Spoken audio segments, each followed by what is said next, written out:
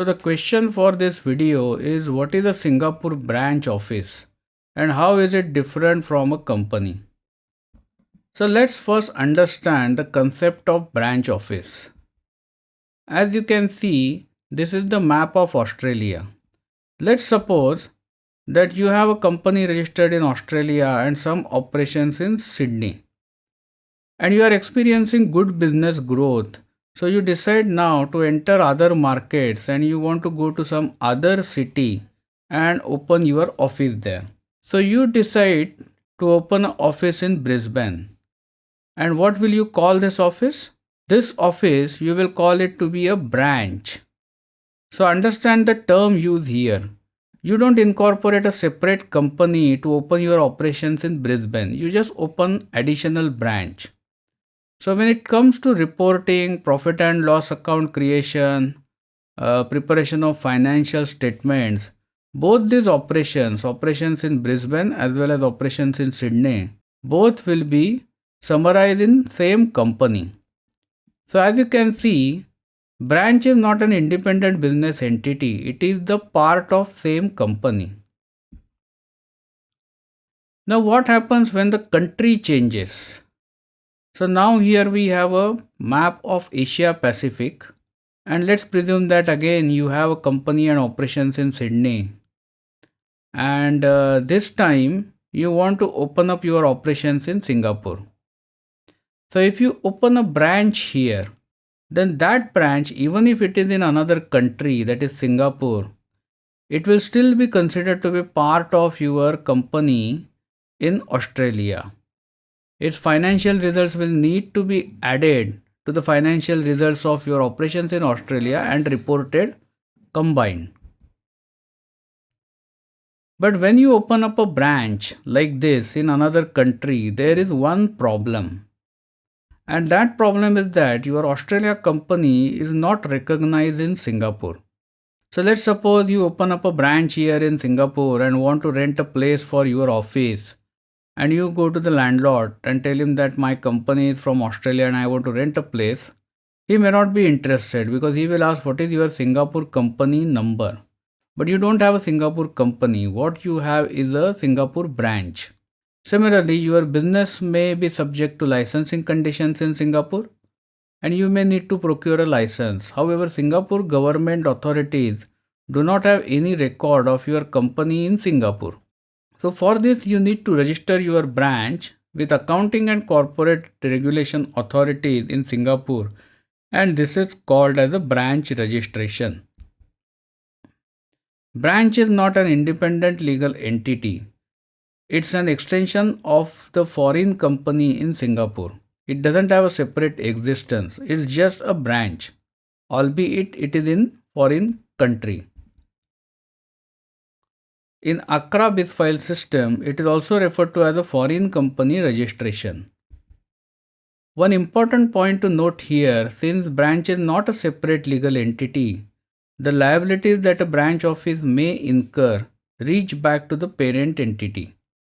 What that means is, if the Singapore branch of a company incurs a huge debt and is unable to pay, then the parent company will be expected to make the payment for this from their own pocket.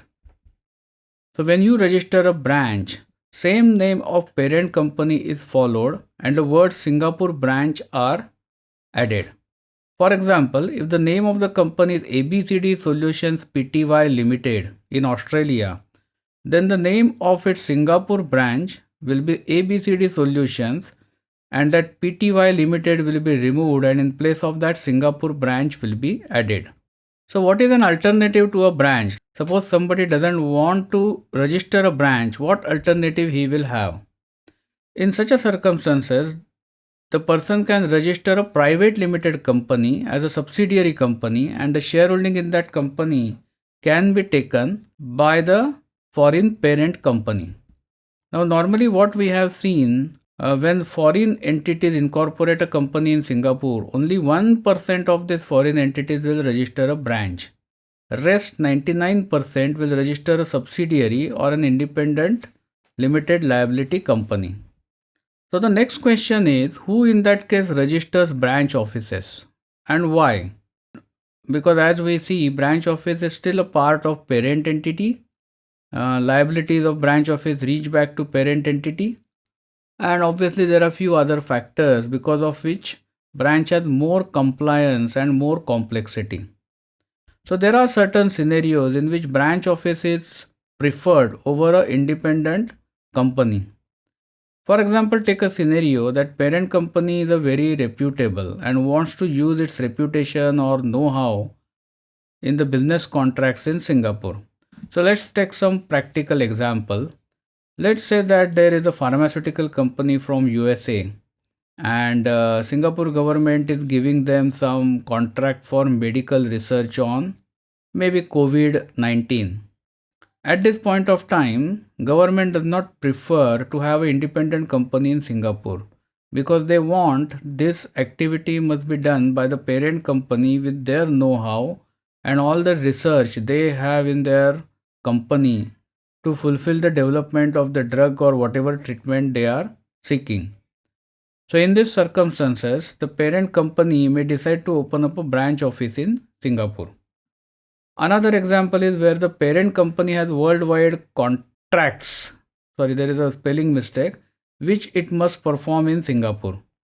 For example, Boeing, the airplane manufacturing company, might have contracts to maintain aircrafts in Singapore.